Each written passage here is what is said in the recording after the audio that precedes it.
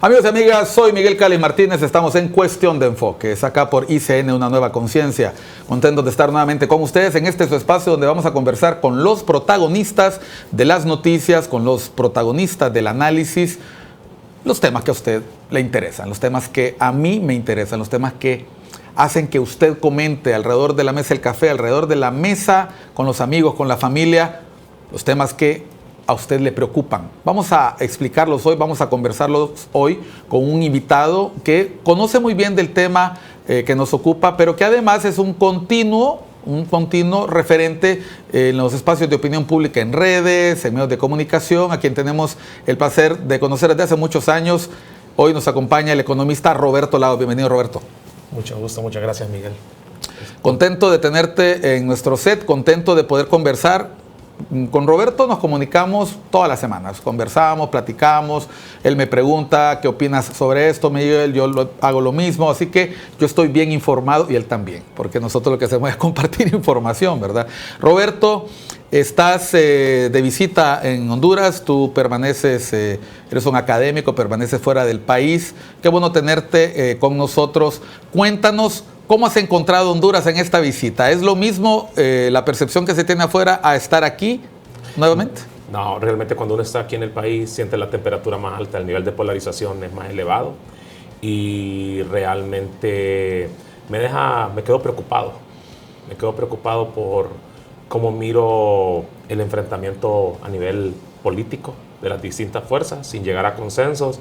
Y realmente las consecuencias que eso puede traer para la economía del país siempre es una pregunta que nos planteamos, ¿verdad? ¿Es diferente como lo ves en redes o es que lo has sentido en la calle cuando hablas con la gente? Lo he sentido en la calle. Uno lo siente más en la calle. Es distinto cuando uno está desde afuera porque uno puede hacer un análisis más pragmático, ¿no? ¿Desde el balcón? Desde el balcón uno lo mira y básicamente lo que ocurre es que la ventaja es que uno no se contamina del ambiente, ¿verdad? Pero ya estando en el ambiente uno puede percibir y sentir lo que las personas piensan, puede percibir también un poco de la temperatura del país y me parece complicada la situación que enfrenta el país, ¿verdad? Al ver el enfrentamiento entre las distintas fuerzas políticas, ¿verdad? Es decir, no debemos minimizar lo que se está viviendo aquí. Se percibe en redes, pero es, dices, un poco más álgido al estar en casa. Es correcto. En temas políticos y económicos, ¿qué has podido percibir o sentir que estando en casa que cuando estás afuera? Por ejemplo, uno habla de la inflación en abstracto, ¿verdad? Uno habla de números, que si estamos entre 9, 11, que si la inflación interanual, que si los precios han aumentado, no, que si la canasta básica, pero estos días te ha tocado comprar. Súper interesante, qué buena pregunta. Honduras es mucho más caro de lo que era hace algún par de años. Realmente uno no lo siente en los precios. Cuando sale a comer, cuando sale a tomarse un café, cuando sale a comerse un pancito con frijoles, cuando uno sale a comprar a la calle, realmente Honduras está más caro. No es aquel país o la referencia que uno hacía, es que si traes dólares entonces se te vuelve más barato comprar. Por ejemplo, yo vivo en Carolina del Norte y algunos precios en algunos productos me ha sorprendido que están al mismo nivel de los Estados Unidos.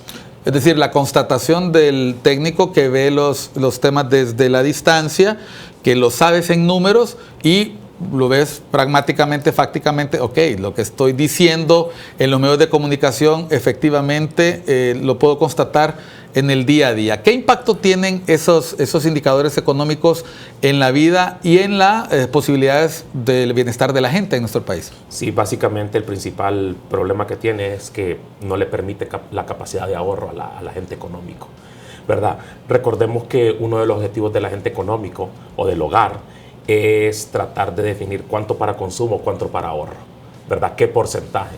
Entonces en Honduras lo que nosotros llamamos propensión marginal de consumir, es decir, por cada lempira extra que usted recibe, cuánto más va a consumir, debe ser muy elevada y debe ser más elevada en los estratos más bajos del ingreso, es decir, para las personas más pobres. Entonces esa capacidad de generar riqueza se ve mermada, entonces las personas no pueden ahorrar para después poder generar riqueza, sino que en Honduras se vive el día a día. Ok, acabamos de escuchar a Roberto haciendo ese malabar que hacen los economistas cuando tienen un concepto y lo tratan de traducir a la población. Vamos a estar haciendo eso continuamente en el programa. Ustedes saben que nosotros no nos conformamos con darle la opinión de las cosas, le pedimos a nuestros invitados que expliquen. Nosotros queremos que usted entienda lo que a veces los analistas decimos en medios de comunicación y usted se queda pensando, ¿qué me quiso decir? Aquí vamos a aclarar. El ahorro la capacidad de ahorro. ¿Es realmente posible o fue posible alguna vez para los hondureños y hondureñas ahorrar? En algún punto, probablemente en la década de los 90, era posible poder generar ahorro y riqueza para las personas, pero eso en el tiempo se ha habido esto deteriorado y principalmente vemos dos puntos de inflexión. El primer punto de inflexión que yo recuerdo fue la crisis energética de la década de los 90, ¿verdad? Ajá. Eso tuvo un impacto significativo. Recordemos que la energía se utiliza para las empresas para poder operar, ¿verdad? Y con todo el tema de la crisis, eso definitivamente afectó la capacidad de producir. ¿Te estás refiriendo a los apagones que tuvimos en la mitad de los 90? Para los que estén en la edad o los que no, tuvimos una época donde vivíamos extensas jornadas nocturnas y diarias sin energía eléctrica. Se dice que la población de Honduras creció un poco en esa época, porque la gente buscaba cómo entretenerse, pero el asunto es que también trae malos recuerdos. La gente le preocupa que volvamos a estar en una situación así. Y el segundo punto de inflexión, el segundo punto de quiebre. El segundo punto de inflexión que tiene que ver con tema económico fue el huracán Mitch. Ese fue un shock negativo del cual el país todavía no se logra recuperar, ¿verdad? Aún después de eso. O sea, 25 años. 25 años yo considero que no se ha recuperado, porque si se hubiese recuperado lo hubiéramos visto en las condiciones principalmente de educación y salud de las personas y hemos visto el deterioro. Y más recientemente los otros dos elementos es el golpe de Estado, que fue un tema meramente político, ¿verdad? Y que realmente tuvo un impacto significativo en la fractura de la familia hondureña, ¿verdad? Y los elementos del ETA, IOTA y la pandemia. Entonces tenemos esos cuatro elementos, pero los que fueron sostenidos en el tiempo, que todavía seguimos viendo el reflejo, es los apagones de la década de los 90, el huracán Mitch, ¿verdad? Fenómenos económicos, porque de la pandemia del COVID, como nosotros vemos, y si uno ve los datos económicos, uno mira que la recuperación fue un shock negativo, pero la recuperación fue inmediata, ¿verdad? A tratar de regresar un poco a los niveles anteriores, ¿verdad? Nos va a tomar tiempo todavía, pero ha sido mucho más rápida, ¿verdad? Quizás porque el impacto fue más en la parte humana y en la atención en servicios en un rubro específico, pero no es como una catástrofe climática que destruye todos los factores de producción, se pierde capital, se pierde el trabajo, obviamente, y podríamos decir, me llama mucho la atención lo que acabas de mencionar. Estás hablando de problemas que datan de la década de los 90, que tienen un impacto y con los cuales tiene que lidiar cualquier gobierno. ¿Cómo ha lidiado el gobierno originalmente de la coalición Libre, PSH? Hoy sabemos que Libertaria Fundación prácticamente gobierna solo.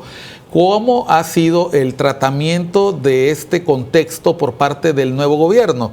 Es decir, el gobierno ya se encamina a la mitad de su mandato, le ha tocado lidiar con problemas estructurales, algunos de vieja data, la pobreza, la exclusión, etcétera, pero tenemos estos problemas coyunturales. ¿Cómo está haciendo en este momento el gobierno, en tu opinión, para hacerle frente? ¿Está generando las condiciones para que el país en conjunto aborde y enfrente esta situación, o está quedándose solo en ese valladar? Hay un problema, y el problema es que básicamente durante los 2 primeros años de la administración de la presidenta Castro, muchos de sus funcionarios se dedicaron más a excusarse sobre lo ocurrido en los 12 años anteriores. Y es correcto tener un reflejo de cómo se encontraron las cosas en casa, ¿verdad? Para poder tener una idea hacia dónde moverse. Entonces, hay un tiempo de adaptación. Hay un tiempo de adaptación. Y una curva de aprendizaje. Y una curva de aprendizaje. El problema es que la curva de aprendizaje ha sido demasiado larga. Les ha tomado 2 años poder aprender, ¿verdad? Y eso lo hemos reflejado básicamente en el tema económico. Muchas personas me dicen, sí, pero firmaron el acuerdo con el fondo. Sí, pero era claro que se iba a firmar el acuerdo con el fondo cuando se le había brindado acuerdos con el fondo a la administración anterior con mucho menor credibilidad que esta, ¿verdad? Y entonces, ¿por qué el Fondo Monetario no le iba a dar un acuerdo al gobierno de la presidenta Castro? Es decir, eso era algo que iba a ocurrir tarde o temprano, y lo que faltaban era ponerse de acuerdo en las condiciones de la negociación. Y eso lo logró, y de manera muy efectiva, el gobierno, aunque un poco tarde, considerando los tiempos que habían transcurrido. Exactamente, y entonces en el proceso de negociación ellos acuerdan en conjunto la agenda que tiene el gobierno hacia adelante para los próximos 3 años. El acuerdo tiene una duración de 3 años. ¿Que llegaría hasta qué año? Ahí se llegaría hasta el año 2025, creo. si no me equivoco. Es decir, al finalizar el cuatrienio de la presidenta Castro. De la presidenta Castro. Y básicamente ahí un poco es que hay un tema de estabilidad macroeconómica que muchas veces la gente no lo entiende, y es un tema de cómo controlamos la inflación, cómo el Banco Central puede mantener los precios bajo control, ¿verdad? Entonces utiliza todos los instrumentos que tiene, ¿verdad? Y luego la otra etapa es una etapa de crecimiento económico, ¿verdad? Entonces la etapa de crecimiento económico, es decir, cómo generamos riqueza, cómo mejoramos las condiciones de la gente, es un proceso de más, mediano, largo plazo. Dividamos el análisis en esos dos grandes bloques que mencionaste. Los primeros factores. Sí, básicamente el gobierno cuando ingresa tenía que resolver tres temas relevantes, ¿verdad? El primer tema era el tema de la inflación. Inflación. Expliquémosle a la gente qué es la inflación. Básicamente la inflación es costo de vida. Cuán caros son los productos, cuán caros son los alimentos que usted consume, ¿verdad? Y la variación. Y la variación en el tiempo. Entonces, ¿el segundo factor? El segundo factor es el tema de finanzas públicas, y cuando me refiero al tema de finanzas públicas es el tema del déficit fiscal, ¿verdad? Es decir, si se cuenta con suficiente dinero para hacer frente a las responsabilidades del gobierno. Es la responsabilidad. ¿De dónde viene esa plata? Esa plata puede venir de diferentes tipos de fuentes. Una parte son impuestos, Ajá. ¿verdad? Otra parte puede ser endeudamiento del gobierno, ¿verdad? Okay. Entonces son las dos principales fuentes donde podemos obtener los recursos, ¿verdad? Inflación, finanzas públicas. ¿El tercero? Y el tercero es el tema de la deuda, ¿verdad? Deuda. Ver en qué niveles se encontraba la deuda pública, ¿verdad? Es decir, cuáles son los compromisos. Si usted está en su casa y usted tiene deudas con las tarjetas de crédito, ¿verdad? Entonces el gobierno también tiene deudas, y tiene deudas generalmente con la banca privada dentro del país, es una opción. Otra opción es con los bancos en el extranjero, ¿verdad? Y otra opción es con los organismos multilaterales de crédito. De las tres fuentes, la fuente más barata generalmente es la fuente que viene de las fuentes multilaterales de crédito, porque usted cuando va a sacar un préstamo, usted lo quiere tomar con la persona que le ofrece la más baja tasa de interés. Y eso suelen ser los IFIs, las instituciones financieras internacionales. Exactamente, sí. Entonces, esos tres puntos fueron los que trataron de resolver, y entonces trataron de utilizar las herramientas, los instrumentos, ¿verdad? Trataron de utilizar primero, la primera pregunta era la tasa de política monetaria. ¿Se debe subir, se debe bajar, se debe mantener? ¿Verdad? Entonces, lo que nosotros observamos en los datos cuando nos comparamos contra nuestros socios regionales, es que todos los países de la región centroamericana incrementaron su tasa de política monetaria. Ok, expliquemos lo sencillo. El sencillo es que la tasa de política monetaria señaliza a los bancos, a la banca, si deben incrementar su tasa de interés. Cuando incrementa su tasa de interés, eso lo que provoca es que básicamente el agente económico llega y toma la decisión: ok, la tasa de interés está más alta, ¿qué me conviene? No me endeudo, entonces. No me endeudo, mejor ahorro mi dinero, ¿verdad? Entonces usted quita dinero de la economía, ¿verdad? Absorbe, trata de hacer ese proceso de absorción de dinero de la economía para que no esté circulando, ¿verdad? Y de esa manera tratar de moderar y tratar de regresar la inflación a los niveles adecuados, que generalmente debe ser entre 2 y 4%. Es decir, moderar el consumo para que los precios no se disparen. No se disparen. En esa etapa el gobierno decidió no realizarlo. Nosotros observamos en los datos que los países que sí subieron su tasa de política monetaria están convergiendo, es decir, están regresando más rápidamente a sus tasas de inflación meta, ¿verdad? A Honduras le va a tomar probablemente, y usted lo puede ver en el acuerdo con el fondo, la inflación se queda por encima del 4% durante los 3 años del acuerdo. Es decir, nunca vuelve a regresar. Significa inflación permanente, ¿verdad? Ok. Vamos a ir a unos mensajes. Estamos conversando con el economista Roberto Lagos.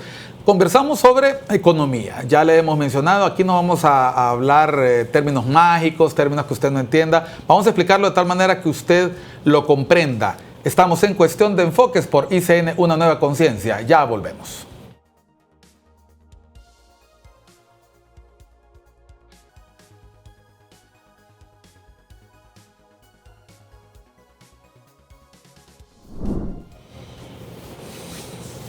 Continuamos en Cuestión de Enfoques, acá por ICN, una nueva conciencia. Les habla Miguel Cáliz Martínez, hoy conversando con el economista Roberto Lagos. Estamos hablando sobre la economía, pero de una forma en que usted lo comprenda, la economía de Honduras. Antes de irnos a la pausa, conversábamos de factores que es importante tomar en cuenta y que el gobierno ha tenido que lidiar con ellos. Nos decías que básicamente eran dos, una serie de factores económicos y el crecimiento económico. Nos habíamos quedado con la inflación. Tú nos comentabas que habías encontrado que los precios son definitivamente muy parecidos a los que tú experimentas fuera del país, viviendo en Estados Unidos, y que puedes apreciar que está difícil de controlar, está dentro de los acuerdos con el Fondo Monetario, pero hay un reto importante ahí. El siguiente factor. El siguiente factor es todo lo que tiene que ver con finanzas públicas, específicamente los temas de déficit fiscal y presupuesto. Ingresos, ¿cómo lo está haciendo el gobierno? En los ingresos, el tema es que cuando uno ve la tributación, tenemos que revisar qué es lo que va a pasar al cierre de este año para ver si los tributos que están pagando los hondureños, específicamente las empresas, se han caído o no. En días pasados nos dijo el director de aduanas, Fausto Cáliz, que las metas, al menos en la parte de aduanas, están dentro de lo previsto. Sí, pero el problema es que él mide variables nominales, no reales. A ver. Es decir, él viene y dice, sí, recibimos 150 millones de lempiras, pero son a precios nominales, es decir, no toma en cuenta el tema inflacionario. Cuando usted viene y descompone eso, entonces usted puede ver cuánto ha sido el crecimiento real de la tributación. Okay. Entonces, el problema que tenemos en nuestro país, y eso para que lo entienda la gente, es que los funcionarios de gobierno, cuando utilizan las cifras, los utilizan desde la perspectiva en la cual les beneficia a ellos y en las cuales le pueden sacar el máximo provecho. Una meta en el tema de recaudación no es cuánto dinero estoy recolectando. ¿Por qué no? Porque esas son variables que no toman en cuenta el efecto de la inflación, en primer lugar. En segundo lugar, lo que se debería de hacer es tomar la variable de cuánto fue el crecimiento de la tributación real con respecto al año anterior. Explicándolo de manera sencilla, no son lo mismo 150 millones del año 2022 que 150 millones del año 2023, porque ha habido una variación en los precios. Exactamente. Entonces, las metas que se colocan siempre en ese tipo de temas sobre recaudación tienen que ser metas de crecimiento, de cuánto se creció en la recaudación real, que no incluya la variación de precios. Y esa es una crítica no que le hago a las autoridades actuales, sino que es un tema histórico. Siempre lo han hecho las autoridades. Siempre lo han hecho de esa perspectiva. Esto es como cuando se habla de la tasa abierta de desempleo. No es lo mismo decir hay tantas personas sin trabajo que hay tantas personas con trabajos informales o trabajos donde no se gozan derechos. No se gozan derechos, exactamente. Entonces, eso por un lado. Entonces, cuando veamos, por ejemplo, los temas de tributación de empresas, específicamente cuando veamos los datos de ingresos del gobierno, entonces ahí nos vamos a poder dar cuenta si hubo una caída o no en el tema de la tributación, ¿verdad? Déficit fiscal, estamos hablando tener suficiente dinero para poder atender las necesidades del pueblo hondureño. 2 años, ¿cómo lo ha venido haciendo el gobierno, según tu opinión? Y paradójicamente el déficit fiscal es bajo, aún con todas las necesidades que tenemos y con los elevados presupuestos que se han aprobado. ¿Pero por qué? Porque el gobierno, a nivel institucional, los ministerios tienen problemas en ejecución presupuestaria. O sea, la subejecución produce una falsa percepción de que no se ha gastado suficiente. Exacto, de que tenemos finanzas públicas responsables. Y no, ser finanzas públicas responsables es que se utilice cada lempira dentro del presupuesto de forma eficiente, efectiva y que genere impacto. ¿Cuál es el riesgo de esta, no la quiero llamar confusión, de este espejismo? De este espejismo, tú lo has dicho, de este espejismo, de esta fata morgana.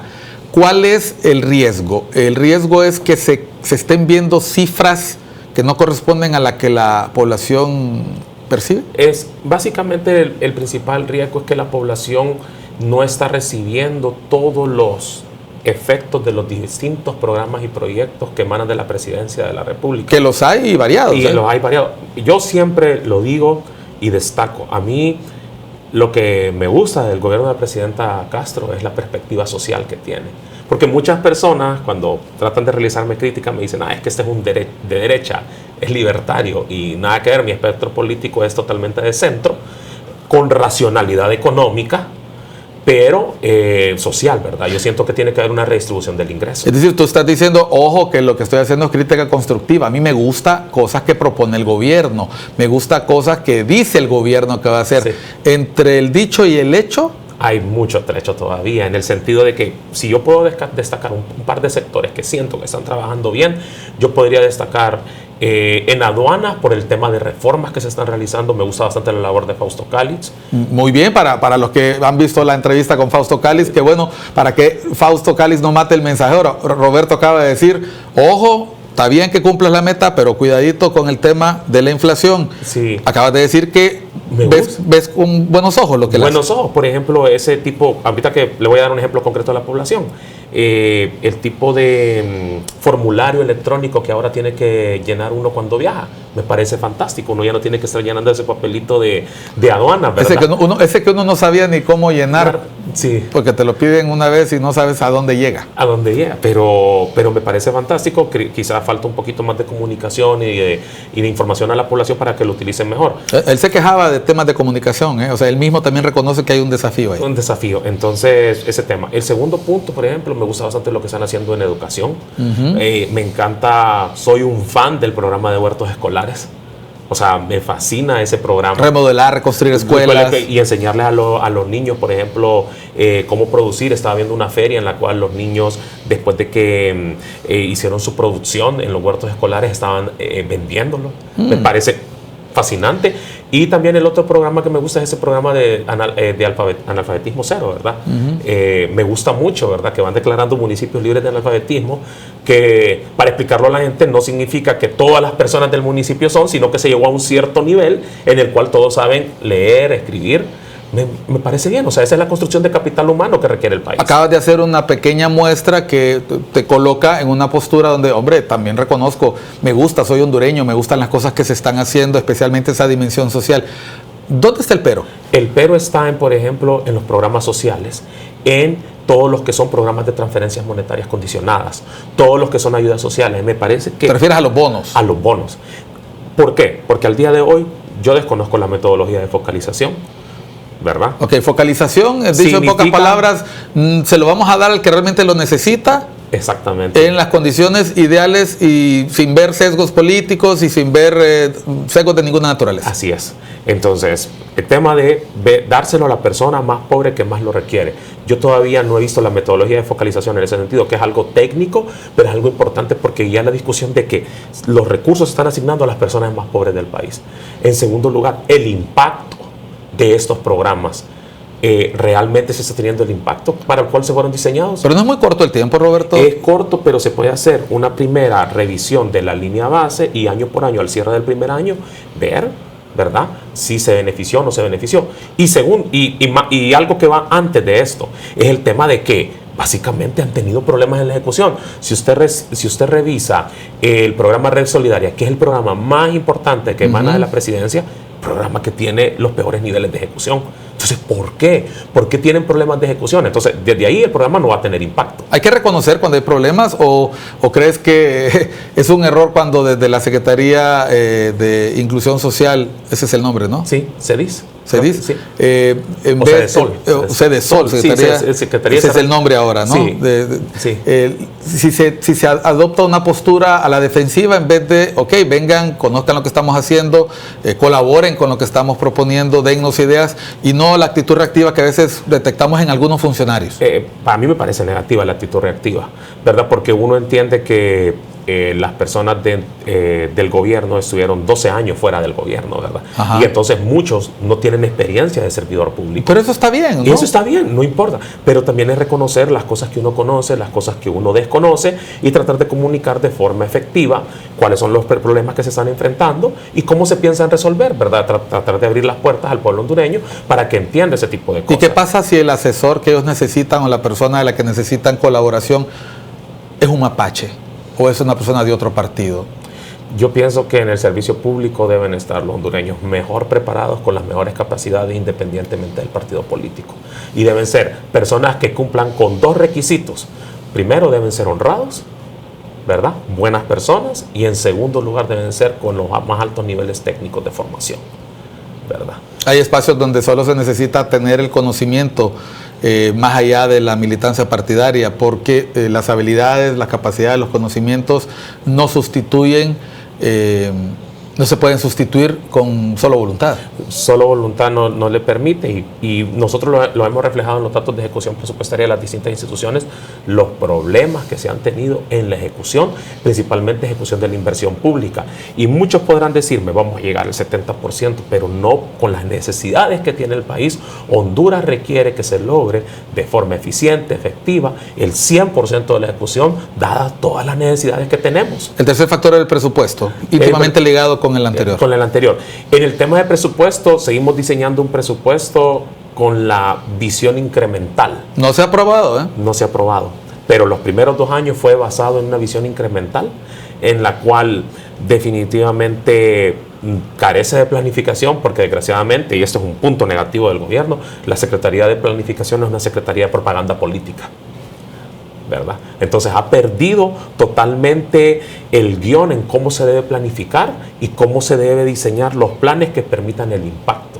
Entonces carecemos de planificación a todos los niveles y eso pone esa desarticulación entre el plan es como cuando usted se sienta con su esposa y empieza a decir, bueno, vamos a gastar tanto en huevos, tanto en leche, tanto en esto, tanto en el colegio de los niños, ¿verdad? Y entonces el impacto que usted espera del plan es que el niño al final del año escolar termine el grado con buenas notas, darle buena alimentación, que no vaya al doctor, llevarlo al doctor cuando se enferme, pero esa parte de planificar ese presupuesto, ¿verdad? Realmente no existe. Una pregunta, tú eres economista, eres un académico, doctor en el área de tus estudios.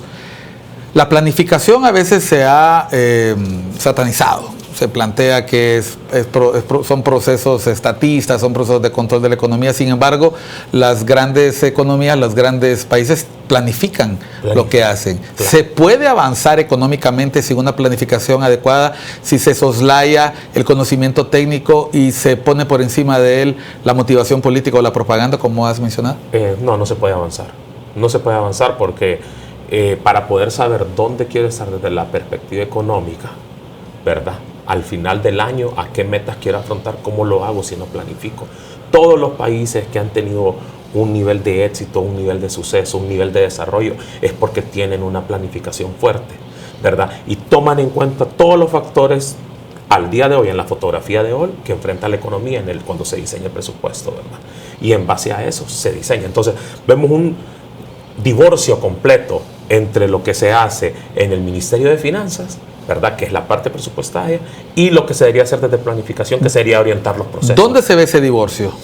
Cuando usted revisa, básicamente, ellos hablaron de tener un presupuesto base cero, pero me parece que no entienden ni lo que es un presupuesto base cero. ¿Qué es un presupuesto base cero? Un presupuesto base cero es que usted no va a asignar techos a la Secretaría, sino que usted va a revisar la Secretaría de Estado, ver cómo ejecutó el presupuesto de esos programas históricos, ver cuál fue el impacto de ese presupuesto histórico y entonces, en base a eso, dejar aquellos proyectos que sí tuvieron éxito y todo aquello que no tuvo éxito, reorientarlo y hacer la estructura presupuestaria totalmente de cero.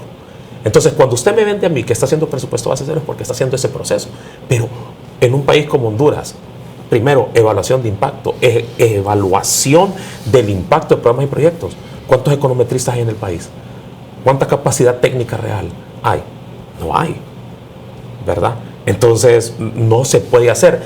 Y la primera contradicción, usted no puede hacer presupuesto base cero si la Secretaría de Finanzas le sigue asignando techos presupuestarios a las instituciones.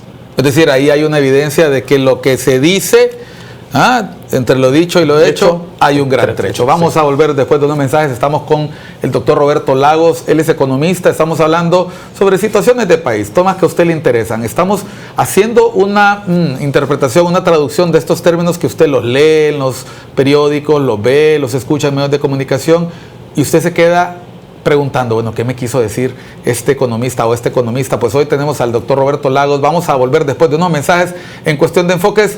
Crecimiento económico, ¿se puede? ¿No se puede? ¿Cuáles son los retos? ¿Tenemos que tener miedo de lo que viene en el futuro? ¿Qué pasa? ¿Hay o no hay escasez de dólares? ¿Cómo hemos llegado a esta situación? Volvemos por ICN, una nueva conciencia.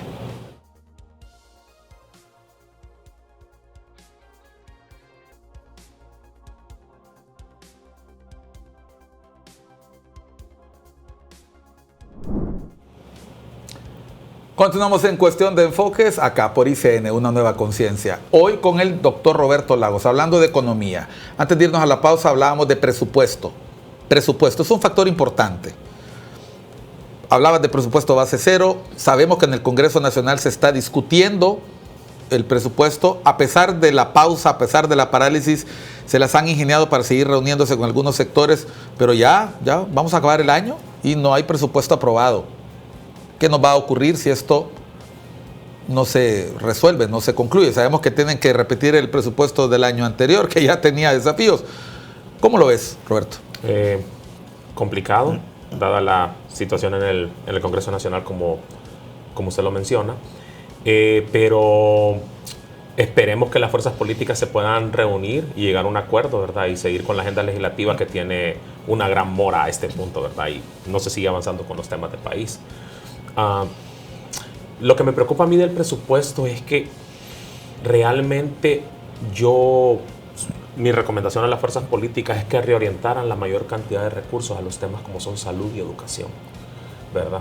Y eliminaran o redujeran aquellos programas y proyectos que han tenido problemas de ejecución, ¿verdad? Yo pienso es decir, aceptar en dónde han fallado y hacer los correctivos ahora. Y hacer los correctivos, ¿verdad? Yo he visto, por ejemplo, que también en el tema de carreteras, obras, han tenido una buena ejecución.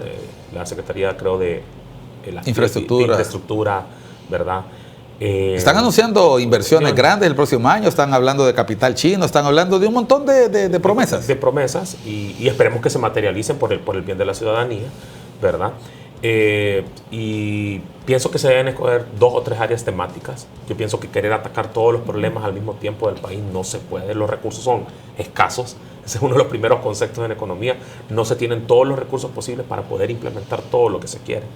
Entonces, pienso que el incremento es muy elevado del presupuesto y comparado con los niveles de ejecución que se han tenido, no van de la mano, ¿verdad? Eso no. Si se hubiera tenido una buena ejecución, si se hubiera tenido un buen impacto también en el tema de una buena ejecución en la ejecución de la inversión, probablemente podríamos hablar, ok, hay que designar más recursos, hay que incrementar el presupuesto, pero dado los 2 primeros años... ¿Tú ves una contradicción que se esté ampliando presupuesto cuando la ejecución ha sido más bien menor a lo esperado? Exactamente, sí, es una contradicción. Entonces, ¿cómo van a poder agilizar todo desde las secretarías? Después de 2 años de aprendizaje, ¿no crees que ya los ministerios y sus funcionarios ya estén listos para poner toda la carne en el asador? No, yo más bien pienso que después de 2 años la presidenta debería hacer ciertos cambios en el gabinete. ¿Cambios en el gabinete? Para refrescarlo. Oiga usted lo que está diciendo Roberto Lagos. Y no lo dijo solo él. Esta misma semana, la semana pasada, lo ha dicho el mismísimo Fausto Cálix. Ya después de 2 años, si no han dado el ancho, lo mejor es ir pensando en cambios. Cambios. Un presupuesto tiene que cambiar en función del avance que ha tenido la ejecución del gobierno. Me llama mucho la atención algunos de los personas que están involucradas en la discusión del presupuesto, como el amigo, el doctor Hugo Noé Pino, mientras estuvo en la oposición y en la sociedad civil, llamó consistentemente para diálogo fiscal, pacto fiscal.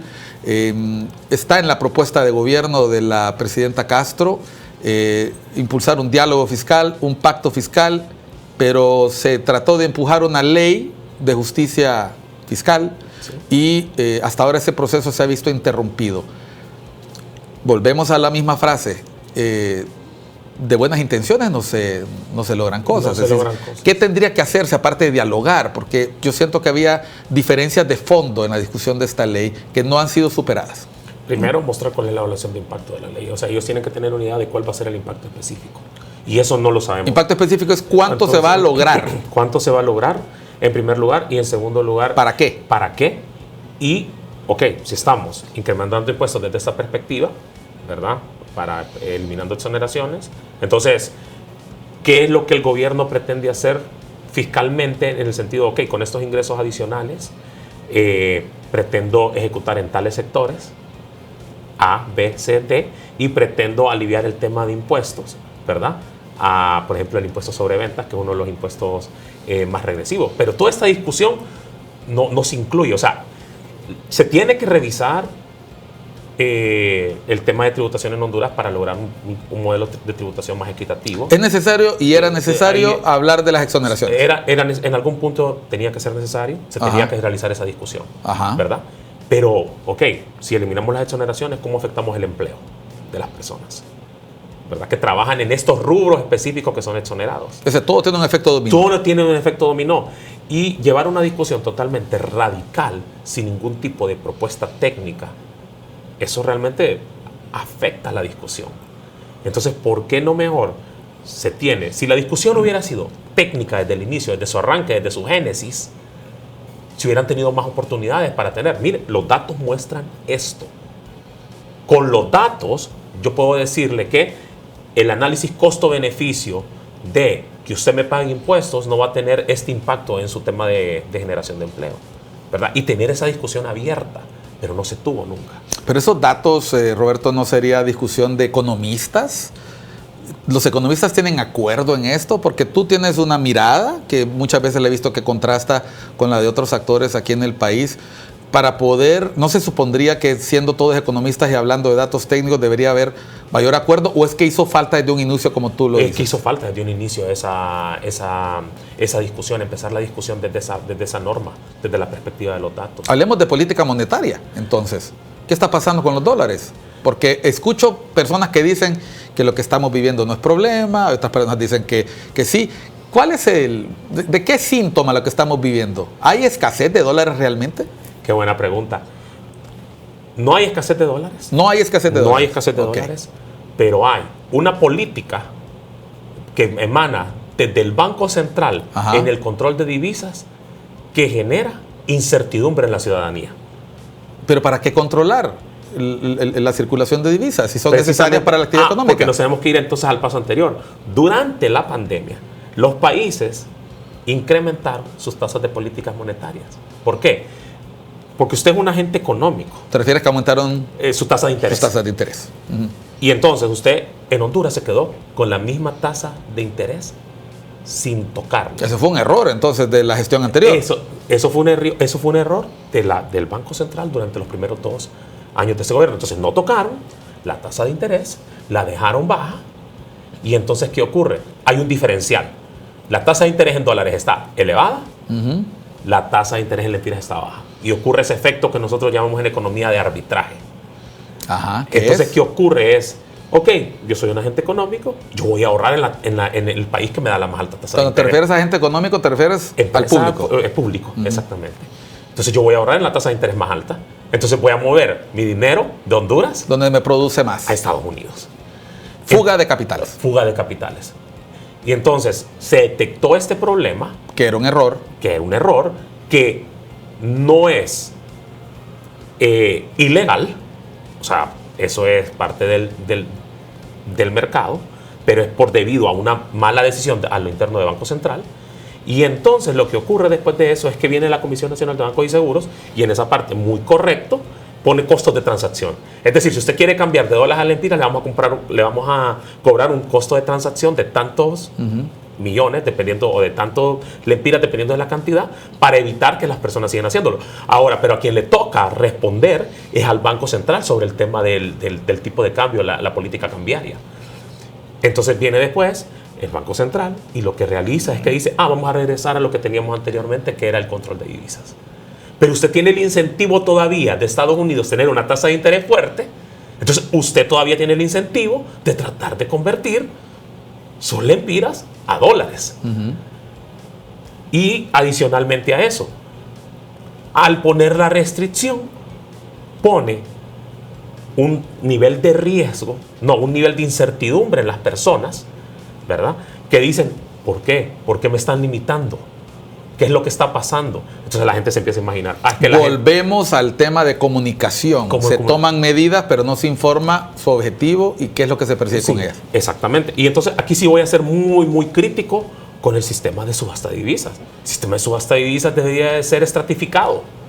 ¿A qué me refiero? Usted viene y le cumple el tema de divisas, le cumple la demanda de divisas a todos los pequeños, y a los grandes los divide entre los que importan, por ejemplo, que requieren dólares para poder pagar, y les cumple a ellos porque ellos están utilizando esto para producir dentro de la economía. Es correcto. Y luego a los grandes que no tienen una justificación para poder hacerlo, usted les dice, un momento, revisemos más, y entonces lo hace de forma estratificada. Pero, y aquí es donde viene mi discusión un poco que tuve con el doctor Hugo Noé Pino. O sea, discusión entre colegas, no voy a pensar que se pelearon. No, una discusión que tuvimos en un programa de televisión. O sea, él dice, esto funcionó perfectamente, esto pasó cuando yo lo hice, cuando yo fui presidente de Banco Central. ¿Hace cuánto? Hace 30 años, 40 años, o sea, fue en 30 años fue en el 94, en la década de los 90. Muy bien, pero las cosas, las fórmulas, las recetas, en ese momento era el momento para hacerlo. Ahora no es el momento. En primer lugar, ¿por qué? Porque la economía hondureña tiene un sesgo importador fuerte. Entonces, si usted tiene una economía que tiene un sesgo importador fuerte, el mecanismo de subasta de divisas que usted tenía en la década de los 90 no le responde a las realidades de la economía actual. Desde ahí no le va a servir. Entonces, a veces yo me quedo pensando si es que aplican las fórmulas simplemente porque es la más sencilla o simplemente porque hay un poco de desconocimiento. ¿Por qué no lo hacen estratificado? Y esa podría ser una buena solución para todos, ¿verdad? ¿Esa postura tú la has escuchado coincidente en otros colegas? ¿O es o tu posición ha sido adversada? Dijiste que tuviste en algún momento ese debate con el doctor Hugo Noé Pino, con el diputado Pino. Ahora, la pregunta es, ¿hacia dónde nos lleva esta decisión? Porque si empieza a haber percepción de carestía, también se genera incertidumbre y ese tiene un impacto también en la economía y en el agente económico, es decir, el público. Entonces, ¿qué es lo que va a ocurrir? Lo que va a generar esto, y esto como lo llaman los argentinos, ¿verdad? O ya lo está generando. Son mercados paralelos, es decir, mercados negros. ¿Tenemos ese riesgo todavía? Claro que tenemos el riesgo. Y a medida esto siga, esto es como una represa de agua. La demanda de la gente reprende el flujo de agua. Y eso no cambia. Si usted revisa los datos de Banco Central día por día, usted mira que la demanda es enorme. Pero la oferta que le da el Banco Central es limitada. Es limitada. Pero esa demanda no baja, sigue presionando. ¿sí? Entonces, como que el agua estuviera llenando la represa. En algún punto va a tener una manera de escape, porque el mercado se ajusta siempre para encontrar una manera de escapar. Y ante la ausencia de dólares en el sistema oficial, sí, volveremos a ver a estos caballeros y a estas damas con fajos de billetes en aeropuertos, en calles o quizás en casas de cambio, no lo sabemos todavía. Fíjese qué interesante lo que está diciendo el doctor Roberto Lagos. Las decisiones que se toman o se dejan de tomar tienen que estar adecuadas al tiempo que se vive y no seguir viviendo posiblemente del pasado o en contextos diferentes. Vamos a hablar un poco sobre ello al volver después de unos mensajes. Estamos en Cuestión de Enfoques hablando sobre economía con una voz autorizada. Usted lo sigue en redes sociales. ¿Cuál es tu handle de X, de Twitter? R Lagos MOND. R Lagos MOND. Para si usted lo quiere seguir, para poder conocer las opiniones con frecuencia. El doctor Lagos opina sobre distintos temas, no solo económicos, sino también políticos. Vamos a volver después de los mensajes a hablar de un tema que ha generado ríos de tinta, ha generado mucha discusión. La cuenta del milenio, esa relación tan compleja con los Estados Unidos. Hablamos de dólares americanos, ahorita vamos a seguir hablando de los Estados Unidos después de unos mensajes acá por ICN, una nueva conciencia.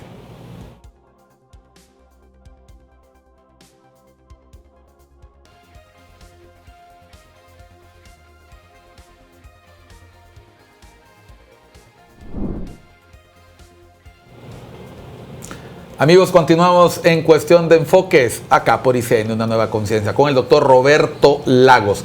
Antes de irnos a la pausa, nos dijiste una cuenta, pero era la de Instagram. Sí. La de X, antes Twitter es...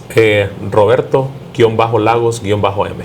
Roberto-Lagos-M. Lo vamos a poner ahí en pantalla para que usted siga las opiniones del doctor Roberto Lagos. Cuando estábamos antes de la pausa, nos quedamos hablando un poco sobre... el tema de los dólares, el tema del mercado de dólares, de esta compra de divisa. Roberto se atrevió a dar algunas ideas, algunas opiniones, los riesgos que importa esta medida. Con frecuencia tú te pronuncias sobre temas que tienen que ver con nuestra relación con Estados Unidos. Uno que le ha llamado mucho la atención a la ciudadanía es la cuenta del milenio. Desde hace varios años vemos cómo los gobiernos dicen, ahora sí, ahora sí nos van a aprobar la cuenta del milenio, pero resulta que al final queda en un deseo insatisfecho. ¿Pasa porque no se le da adecuado seguimiento a los indicadores? Pasa por no entender la metodología. La metodología. ¿Cuál es la metodología? Así dicha de manera sencilla. ¿Cuáles son los grandes rubros en los cuales nos catalogan, podríamos decir, nos miden? Nos miden, sí, básicamente. ¿Evalúan? El indicador de corrupción es un indicador que incluye muchas dimensiones y mide no solo corrupción en el Ejecutivo, mide corrupción al nivel del Congreso, del Ministerio Público, de las Cortes, de la Policía, de los militares. Es corrupción del Estado hondureño. Del Estado hondureño, de las alcaldías. Entonces, el error histórico de todos los gobiernos, es decir, mi gobierno va a lograr aprobar la cuenta del milenio. Es cierto que desde el Ejecutivo puede emanar un plan para tratar de corregir las situaciones de corrupción. Eso es positivo. Eso es positivo. Sin embargo, no va a ser capaz de mover el indicador. Y eso es lo que no entienden. Esto lo he dicho de forma repetitiva durante los últimos 4 o 5 años. En pocas palabras, si sigues haciendo las cosas igual, no vas a obtener cambios. Eso es una señal de locura, decía por ahí alguien, ¿no? Sí. Y entonces, por lo tanto, ¿cómo se puede cambiar? En primer lugar, la entrada de la CICI sí puede tener un impacto fuerte para poder mejorar los indicadores de corrupción. La entrada de la CICI. La entrada de la CICI, eso podría tener. Podría. Porque cuando uno ve los datos, cuando la MASI entró, ¿Hubo una mejora? Hubo una mejora en el indicador individual. Porque recuerde que el indicador no solo mide qué tanto mejoró usted, sino qué tanto mejoró con respecto al grupo de países con el cual se mide, ¿verdad? Entonces la entrada de la MASI mejoró el indicador de corrupción individual del país, a pesar de que no se logró aprobar la cuenta del milenio. Pero se imagina entonces todo el esfuerzo que hay que hacer a nivel de los distintos sectores del Estado hondureño, de las distintas instituciones, para poder mover ese indicador. De ahí que la idea de nombrar un fiscal desde el Congreso, si no se hizo siguiendo los procedimientos ortodoxos, puede tener en percepción del gobierno un efecto positivo, pero no en los ojos de quien nos evalúa. Exactamente. Entonces, estamos cerrando el año fiscal 2023. A diciembre del próximo año, la cuenta del milenio va a medir todo lo ocurrido durante este año. Le hago la pregunta, con todo lo que ha ocurrido, con todos los elementos en el Congreso, ¿vamos a aprobar la cuenta del milenio? La respuesta es o sea, tú te anticipas desde ahorita, no se esperen al otro año. Yo les puedo decir que si esto no se corrige, si esto no se resuelve, olvídenlo. Olvídenlo. Y ese era básicamente un poco los elementos que yo hablaba del año anterior. Cuando yo me puse a ver indicador por indicador, reporte por reporte, sin ver las notas de los indicadores, me pude dar cuenta que en efecto el país no iba a aprobar la cuenta del milenio y que se iba a quedar estancada básicamente en las calificaciones anteriores. O sea, yo recuerdo que en medios de comunicación y en mi cuenta de Twitter yo publiqué que íbamos a estar entre 7 y 10%, quedamos en 9%, ¿verdad? Pero es por falta de entendimiento de la metodología. No transmite bien. El gobierno, desgraciadamente, en su comunicación, algo que hemos estado hablando, se anticipó a decir que iban a sacar un percentil de 45. ¿Por qué hicieron eso? Quizás porque no se entiende el indicador, quizás porque no se entiende la metodología. Escuché en algún momento a algún importante personero del gobierno decir que es que nos miden en base a indicadores que se construyen afuera, que son basados en percepción. Tenemos otros indicadores, no solo el de corrupción, derechos humanos, por ejemplo. Derechos humanos. ¿Cuál otro? Libertades civiles, derechos políticos. Si cualquier acción... Efectividad del gobierno. Efectividad del gobierno. Podemos quedarnos aquí si quieres, porque si no vamos a seguir latigando, sí. Pero el punto aquí es, acabas de mencionar algo importante que yo quiero rescatar e hilar con los segmentos anteriores. Todo lo que se hace y no se hace tiene un impacto en otras áreas. Por lo tanto, creer que los actos aislados de un funcionario, los actos aislados de una secretaría no van a impactar en el todo, significa no ver el Estado como un conjunto en el cual todas sus acciones interactúan para poder lograr los beneficios que se buscan, en este caso de un gobierno. La cuenta del milenio, pensemos también en el tema de confianza a país. ¿Qué impacto tiene en otros aspectos como riesgo país el no poder aprobar un apoyo como este tipo. El riesgo país también recoge muchos elementos de la situación actual del país, medidos desde otra perspectiva, ¿verdad? Recordemos que el riesgo país es más que todo las personas en los mercados, cómo ven el país, y de repente esto puede ser una proxy, un indicador que sirve a los inversionistas para invertir en Honduras, o para comprar bonos, entonces se utiliza como proxy. Entonces lo que ocurre con esto es, ellos miran, ok, quiero una referencia de cuánto es el nivel de corrupción en el país, entonces se va el indicador de la cuenta del milenio y dice, el indicador de corrupción es 9%. Y luego se va básicamente también a otros temas, como por ejemplo, veamos cuál es la situación actual en el Congreso, o veamos cuál es la capacidad del gobierno de ejecutar recursos, mira el indicador de efectividad de gobierno, ¿verdad? Veamos cómo está el tema de derechos políticos, libertades civiles, eso los aprobó el gobierno, ¿verdad? Entonces, estos están aprobados. Y entonces toman eso en consideración porque son fuentes creíbles y confiables. ¿Quién le da seguimiento a esos indicadores en el caso del Estado de Honduras? ¿Quién debería? ¿Quién lo hacía antes? Vamos a ver, creo que debería de ser lo que antes era Coordinación General de Gobierno, no sé, pero es que realmente eso siempre ha estado ausente. Las personas, tener un equipo élite de personas que entiendan esto y que puedan transmitirlo de forma sencilla. ¿No sería una función de una Secretaría de Planificación? Probablemente podría ser una función de una Secretaría de Planificación. ¿De una Secretaría Técnica? De una Secretaría Técnica, totalmente. Debería de tener un equipo de alto nivel que pueda entender esto y pueda transmitir. Tenemos estos problemas, estos son los retos que podemos enfrentar. Tratar de hacer un poco de hacer el análisis que yo hago, pero que lo haga alguien desde el gobierno y que pueda transmitir esta información, ¿verdad? Lo estamos planteando porque hemos mencionado que queremos aportar soluciones, es decir, no podemos solamente estar señalando lo que está funcionando bien y está funcionando mal. Roberto, como economista, cuando estamos viendo el panorama ya global, mencionabas crecimiento económico. No me quiero quedar sin tocar ese punto, que era ese gran bloque. Tenemos algunos minutos para hablar.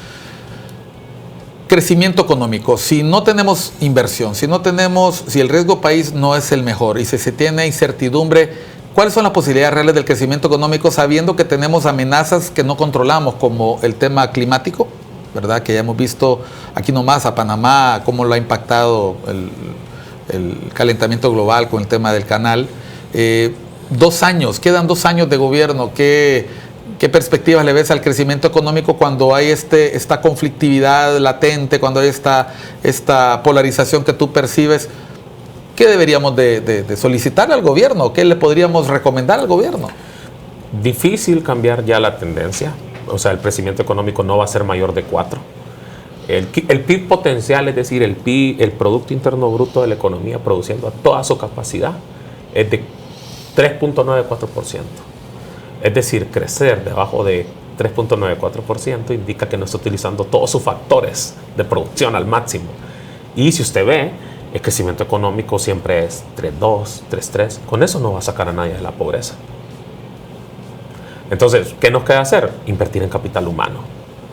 Para mí, por ahí viene la solución. Usted invierte en capital humano, por un lado, y por el otro lado, en la gente. En la gente. La gente, educación, salud, mejorar todo el tema de educación, pero darle una solución sustancial, mejorar la capacitación a los profesores también. O sea, un programa grande de educación y salud, que usted no va a ver el impacto hoy, que quede institucionalizado, que usted no va a ver el impacto hoy, pero lo va a poder ver reflejado en 15 años. Miren, Roberto deja un hilo conductor para futuros programas. Esperamos poder hacerlos de repente virtuales. Roberto, sí, claro, te agradezco mucho tu atención. No, muchísimas gracias. Él dice que pensar en el capital humano, dejemos de estar cuestionando si nos miden en las pruebas PISA, que si no andamos bien en matemáticas. Señores, ante la incapacidad de nuestra propia medición, de nuestra propia conciencia de nuestros problemas, hay otros que establecen esos parámetros. Hoy Roberto nos ha hablado de esos parámetros. Te agradecemos, Roberto, tu atención y la suya a Cuestión de Enfoques. Siempre acá por ICN, una nueva conciencia. Soy Miguel Cáliz Martínez. Le invito a seguirnos viendo en los próximos programas.